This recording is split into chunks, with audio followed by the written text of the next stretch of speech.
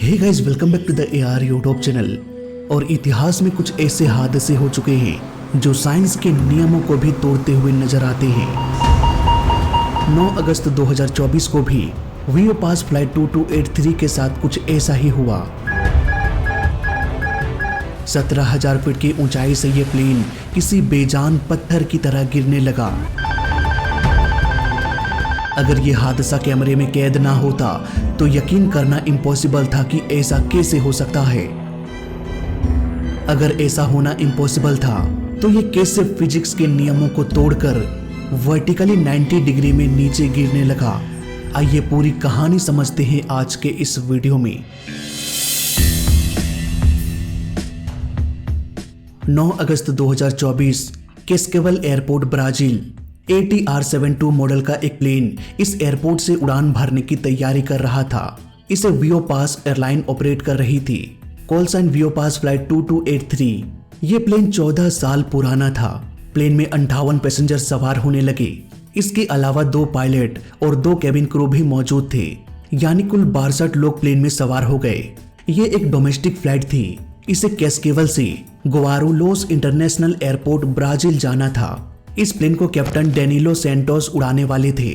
इनकी उम्र 35 साल थी और इनके पास 5,248 घंटों का फ्लाइंग एक्सपीरियंस था। वहीं ATR में सिर्फ 665 फ्लाइट ओवर का एक्सपीरियंस था, जबकि फर्स्ट ऑफिसर हम्बर्टो सिल्वा थे। इनकी उम्र 61 वर्ष थी। उम्र में वो कैप्टन से काफी बड़े थे और अनुभव में भी काफी आगे थे। इनके पास टोटल 5,143 फ्लाइट ओवर का एक्सपीरियंस था। वहीं सिर्फ ATR में इनका अनुभव 3,543 घंटों का था। ये कैप्टन से भी अधिक अनुभवी थे। 11:58 पर प्लेन रनवे पर रन करते हुए टेक ऑफ कर गया। पायलट्स को इंस्ट्रक्शन दिया गया था कि पूरी फ्लाइट के दौरान 12 से 21,000 फीट की ऊंचाई पर आइसिंग की समस्या हो सकती है, यानी बर्फीले बादलों से सामना हो सकता है। टेक ऑफ के तुरंत बाद एंटी आइस 1 और 2 को ऑन कर दिया गया और प्लेन बिना किसी दिक्कत के आगे बढ़ने लगा। प्लेन में सब कुछ ठीक चल रहा था। ATC लगातार प्लेन के संपर्क में थे।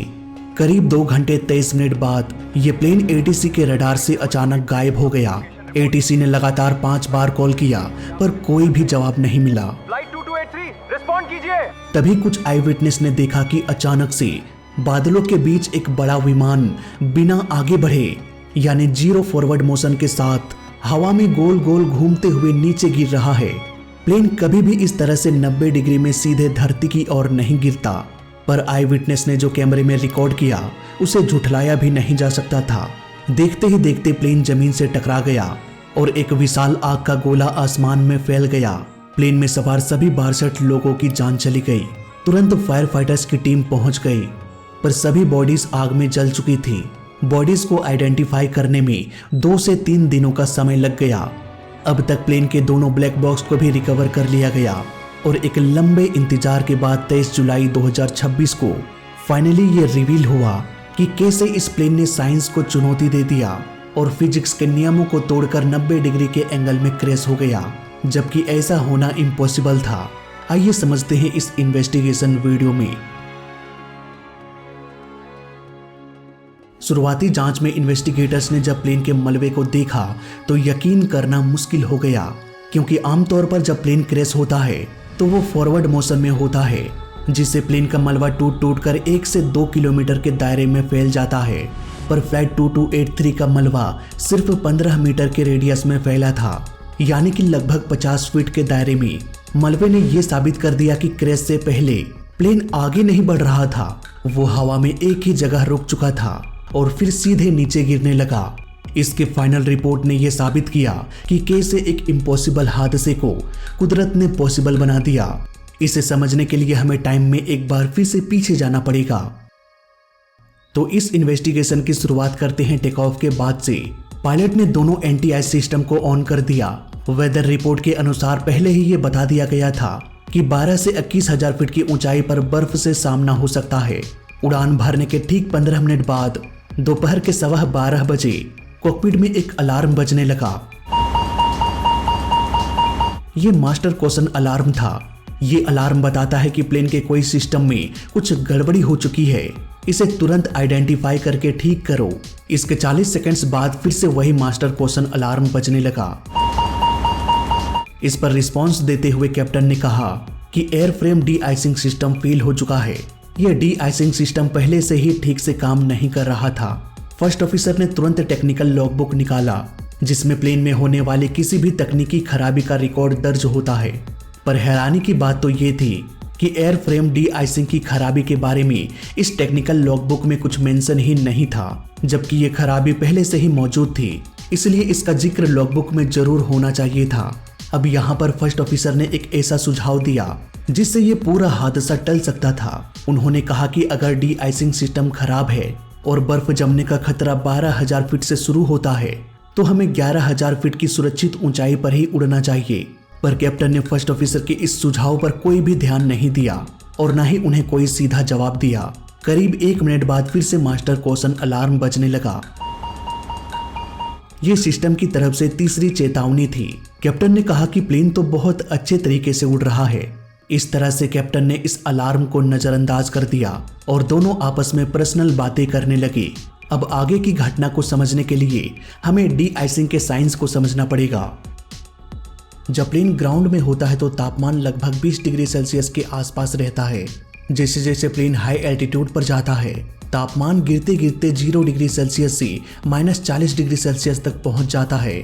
कई मामलों में ये -40 डिग्री सेल्सियस से -60 डिग्री सेल्सियस तक भी गिर जाता है।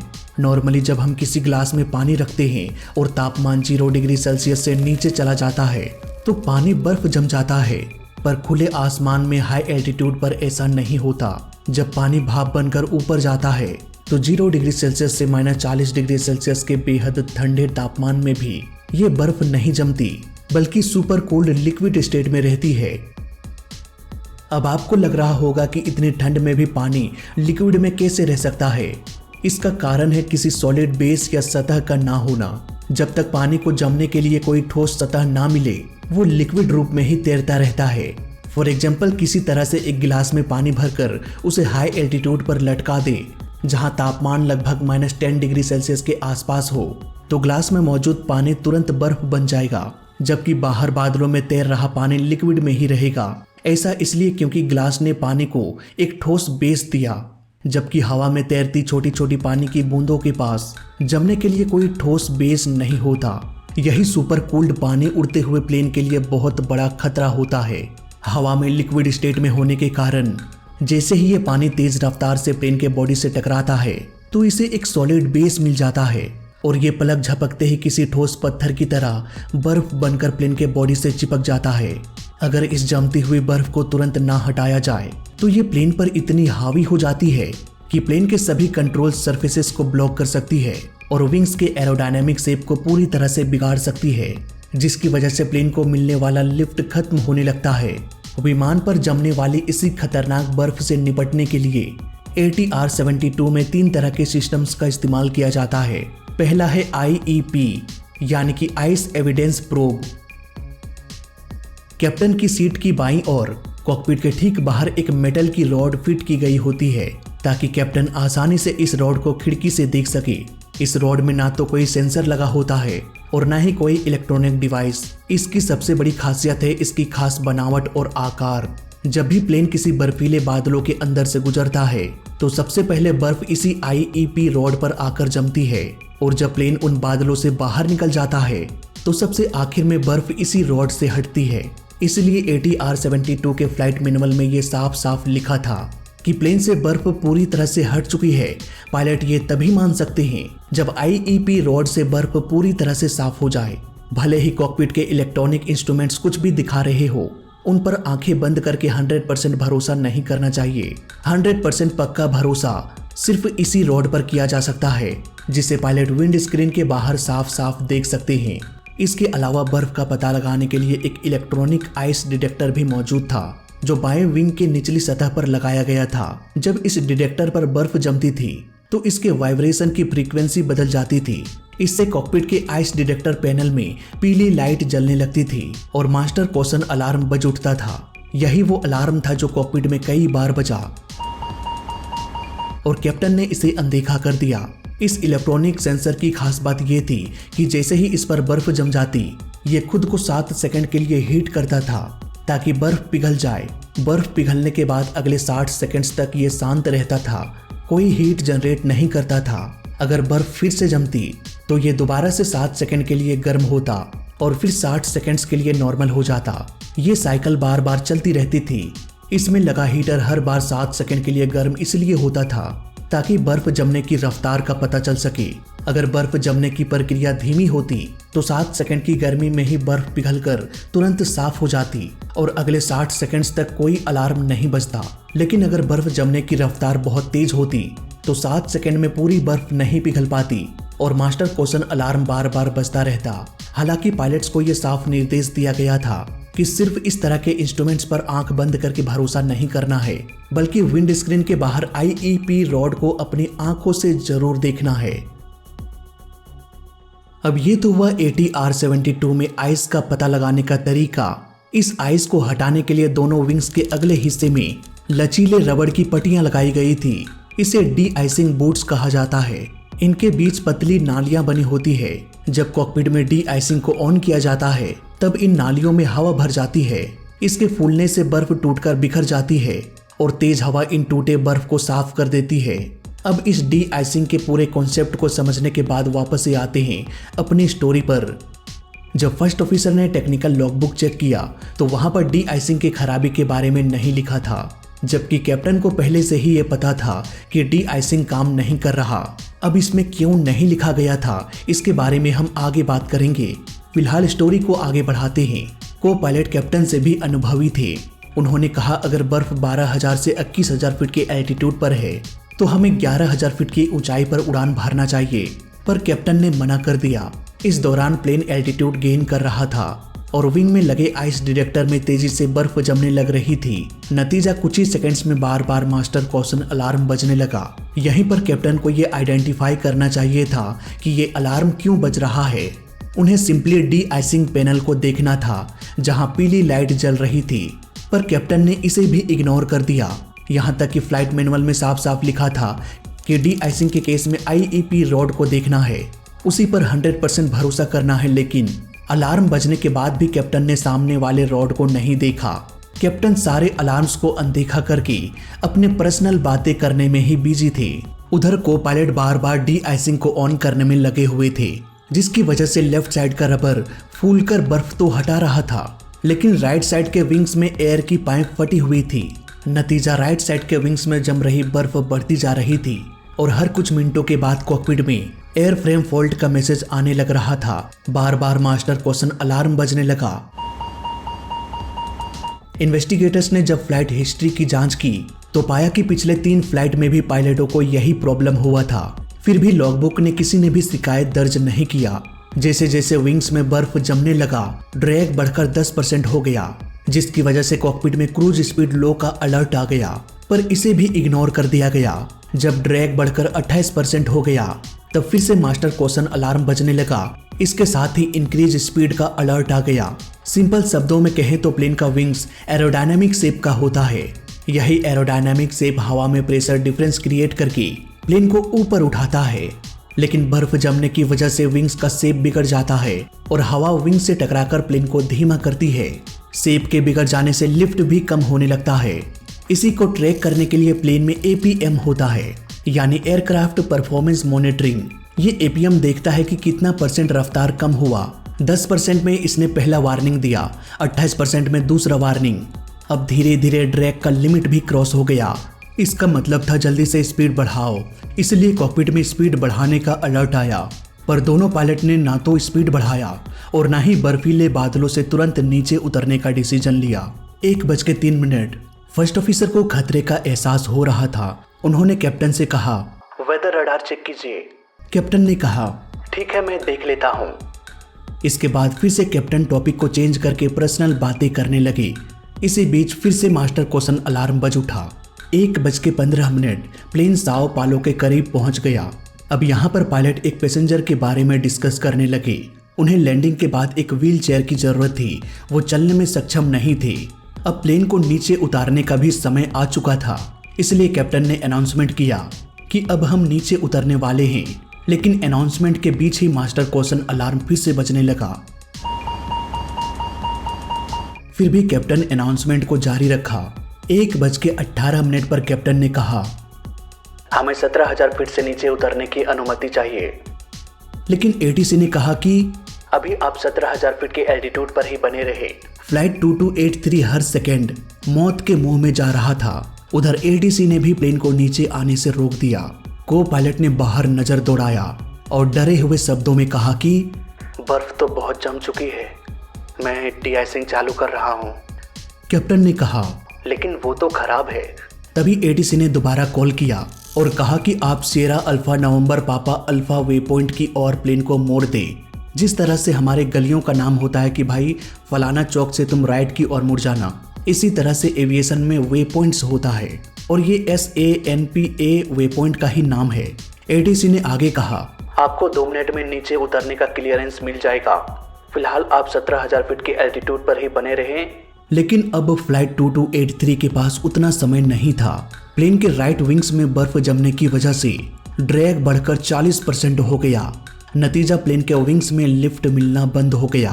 प्लेन का ऑटो पायलट ऑन था और ऑटो पायलट को यह कमांड दिया गया था कि प्लेन को 17,000 फीट के एल्टीट्यूड पर ही उड़ाना है, पर विंग्स में बर्फ जमने की वजह से लिफ्ट नहीं मिल रहा था और प्लेन नीचे जाने लग रहा था। नतीजा प्लेन का ऑटो पायलट प्लेन के नोज को ऊपर उठाने की कोशिश करने लगा ताकि विमान 17,000 फीट की ऊंचाई पर ही बना रहे। नतीजा ये हुआ कि प्लेन इतना धीमा हो गया कि इसने उड़ना ही बंद कर दिया। कॉकपिट में स्टॉल वार्निंग अलार्म बजने लगा। प्लेन का योक जोर जोर से कांपने लगा। इसके बाद ऑटो पायलट ऑटोमेटिकली डिस्कनेक्ट हो गया। ऑटो पायलट के डिस्कनेक्ट होते ही प्लेन पूरी तरह से बेकाबू हो गया। अब क्योंकि राइट साइड के विंग्स में अधिक बर्फ जमी हुई थी जबकि लेफ्ट साइड के विंग्स में कम, नतीजा प्लेन का एंगल ऑफ अटैक 60 डिग्री तक चला गया और इस तरह से जो प्लेन तेजी से आगे बढ़ रहा था, अब हवा के झोंके ने प्लेन के आगे बढ़ रहे रफ्तार को ऑलमोस्ट 0 कर दिया। इसके बाद ये प्लेन फ्लैट स्पिन करते हुए गिरने लगा। फ्लैट स्पिन यानी कि प्लेन अपने आगे बढ़ने की यानी फॉरवर्ड स्पीड पूरी तरह से खो देता है और वर्टिकली गोल गोल घूमते हुए नीचे गिरने लगता है। ऐसे केस में प्लेन का कोई भी कंट्रोल काम नहीं कर पाएगा क्योंकि हवा का बहाव लगभग शून्य हो जाता है। फ्लाइट 2283 के कॉकपिट में बैठे दोनों पायलट लाचार होकर मौत का इंतजार कर रहे थे। वो योक को मूव तो कर पा रहे थे पर प्लेन पर उसका कोई भी असर नहीं हो रहा था। यही वो वक्त था जब कुछ लोगों ने इस गिरते हुए प्लेन को अपने कैमरे में फिल्माया और कुछ ही पलों बाद सब कुछ खत्म हो गया। ऑफिशियल रिपोर्ट में कई सारे खुलासे हुए। प्लेन की खराबी के बारे में टेक्निकल लॉगबुक में दर्ज नहीं किया जा रहा था। ऐसा इसलिए क्योंकि लॉगबुक में अगर दर्ज हो जाता तो प्लेन को ग्राउंडेड कर दिया जाता, जबकि एयरलाइन कंपनी ज़्यादा से ज़्यादा उड़ान भर के प्रॉफिट कमाने के चक्कर में लगे हुए थे। सारे क्रू मेंबर्स की भी ये आदत बन चुकी थी। यहाँ तक कि जब प्लेन को मेंटेनेंस के लिए भेजा जाता तब भी बार बार प्रेशर बनाया जाता कि जल्दी से प्लेन को रिलीज करो। यहाँ तक कि एयरलाइन कंपनी इतनी निकम्मी हो चुकी थी कि वो खराब पुर्जों को हटाकर फिर से खराब पुर्जे को ही फिट कर देती थी। देखो, होता यह है कि जब किसी एयरलाइन में कोई पुर्जा खराब होता है तो उसे 72 घंटे यानी 3 दिन का समय मिलता है। 3 दिन तक प्लेन उड़ा लो, पर 3 दिन के बाद भी वो पुर्जा फिट नहीं किया तो प्लेन को ग्राउंडेड कर दिया जाएगा रूल के अनुसार। अब मान लो मेंटेनेंस टीम के पास वो पार्ट अवेलेबल नहीं है और अगर वो बाहर से पार्ट मंगाते हैं तो हो सकता है उस नए पार्ट को आने में 10 दिन लग जाए। तो ऐसे में रूल के अनुसार प्लेन 3 दिन तक तो उड़ पाएगा, लेकिन 3 दिन के बाद प्लेन को ग्राउंडेड कर दिया जाएगा जब तक कि नया पार्ट प्लेन में नहीं लगाया जाता। इसलिए वियोपास एयरलाइन ने एक खुराफाती दिमाग लगाया और खराब पार्ट को खराब पार्ट से ही रिप्लेस कर दिया और रिपोर्ट में ये कह दिया गया कि हाँ, हमने खराब पार्ट को हटाकर रिप्लेस कर दिया है। अब जाहिर सी बात है अगली फ्लाइट में फिर से वही सेम कंप्लेन आएगी।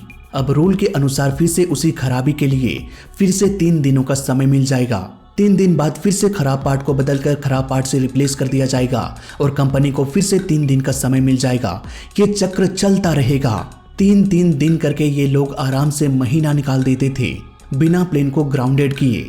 सारे मैकेनिक, सारे मेंटेनेंस टीम सबके सब इस घपले में मिले हुए थे और आंखें बंद करके सारे पेपर्स में सिग्नेचर कर देते थे कि जाओ मजे से प्लेन उड़ाओ सब चंगा सी। अगर डी आइसिंग सिस्टम खराब था तो रूल के अनुसार प्लेन को सिर्फ उसी एरिया में उड़ाया जा सकता था जहां बर्फीले मौसम का नामो निशान ना हो, लेकिन फ्लाइट 2283 को एक ऐसे एरिया में उड़ाया गया जहां शुरू से लेकर अंत तक बर्फीले बादलों के अलावा कुछ भी नहीं था। इन्वेस्टिगेटर्स ने पाया कि प्लेन का वाइपर भी खराब था, पर इसे भी छुपाया गया क्योंकि खराब मौसम में बिना वाइपर के प्लेन को उड़ा नहीं सकते। प्लेन का de icing, wiper, cabin AC, observer seat, passenger के 5 सीट, ये सब या तो खराब थी या डैमेज थी। यहाँ तक कि प्लेन का व्हील भी इतना घिस चुका था कि ब्रेक लगाने में भी समस्या हो रही थी। ये टायर कभी भी फट सकता था। कॉकपिट की लाइट नहीं जल रही थी। टेल में जो बल्ब लगा होता है वो भी फ्यूज था। इस तरह से इन्वेस्टिगेटर्स को 10 अलग अलग तरह की खराबियों के बारे में पता चला। कुल मिलाकर कहें तो इस प्लेन में इतनी सारी लापरवाही हो रही थी कि आज नहीं तो कल इस प्लेन का क्रैश होना तो निश्चित था। इतनी सारी गलतियों के बाद भी प्लेन को बचाया जा सकता था अगर फ्लाइट मैनुअल के अनुसार पायलट विंड स्क्रीन के बाहर के रॉड को देखते और आइस का अंदाजा लगाते तो। दोनों पायलट्स में कम्युनिकेशन की प्रॉब्लम थी। जो कैप्टन थे वो को पायलट के बातों को इग्नोर कर रहे थे। सारे अलार्म्स को इग्नोर किया गया और ये सब पूरे फ्लाइट के दौरान चलता रहा। जब भी मास्टर कॉशन अलार्म बजता है तो इसका सीधा सा मतलब है कि प्लेन में कुछ गड़बड़ी हो चुकी है। नियम के अनुसार ऐसे केस में गड़बड़ी क्या है, इसका पता लगाने के लिए पायलट को इंस्ट्रूमेंट्स की ओर नजर दौड़ाना था। कहीं ना कहीं फॉल्ट का अलर्ट या कोई लाइट ब्लिंक करता हुआ दिख जाता, पर इन सब को कैप्टन ने इग्नोर किया। शायद ही इतनी लापरवाही मैंने किसी और एयरलाइन में देखा होगा। फिलहाल इस केस स्टडी में अभी तक के लिए बस इतना ही। मैं मिलता हूं आपसे अगली वीडियो में। जय हिंद, वंदे मातरम।